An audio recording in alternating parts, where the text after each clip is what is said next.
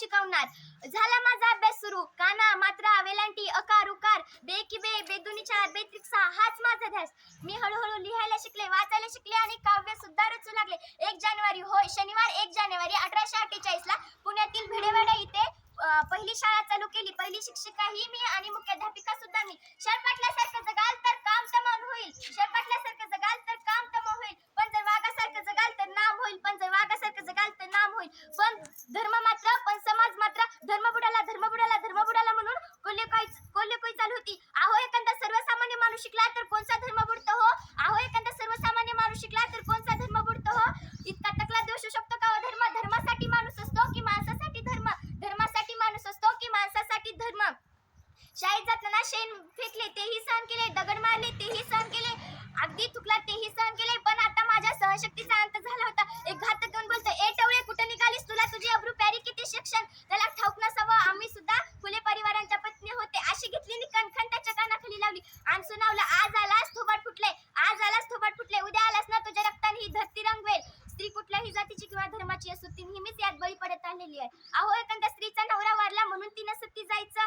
आपला नवरा वारला यात तिचा काय दोष? म्हणूनच यावर आम्ही काम केले. इंग्रज सरकारने सतीबंदी प्रथा ही चालू केली. अशातच काशीबाईच्या मुलाला म्हणजेच यशवंतला आम्ही दत्तक घेतलं. त्याच्या तुरु धावण्याने आमचं अंगण असं भरून जायचं. त्याला वाढवलं, मोठं केलं आणि डॉक्टरही बनवलं.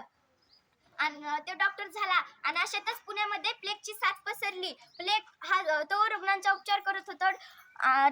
यशवंतला सांगितलं आपल्याला हॉस्पिटल उभारायचं. यशवंतने हॉस्पिटलही उभारलं. तो रुग्णांचा उपचार करत होतो. पण प्लेग हा संसर्गजन्य रोग होता, त्यामुळे तो कधी ना कधी मलाही होणार होता. पण मुळीच आम्ही जगलो या समाजासाठीच ना, तर मरण तप्स करावं लागलं ना तरी मरणार स्वागत आहे.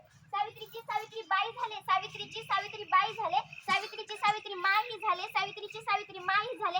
अशातच आमच्या 18 शाळाही झाल्या. सतीप्रथा केशव या सर्वांवर मात केले, कारण आनंद होतो तो आयाबाया शिकण्याचा. म्हणूनच म्हणते, विद्येविना मती गेली, मतीविना नीती गेली. विद्येविना मती गेली, मतीविना नीती गेली. नीतीविना गती गेली, गतीविना वृत्त गेले. वृत्तीविना शूद्र खचले. आणि एवढा आनंद एका विद्येने केला. म्हणूनच म्हणते, मुलीला शिकवा आणि देशाची साक्षरता होता. कारण एक मुलगा शिकला ना तो एक टाच शान होतो. एक मुलगा शिकला ना तो एक टाच शान होतो. पण एक मुलगी शिकली ना ती संपूर्ण घराण्याला शान करते. एक मुलगी शिकली ना संपूर्ण घराण्याला शान करते. म्हणूनच मुलीला शिकवा. धन्यवाद.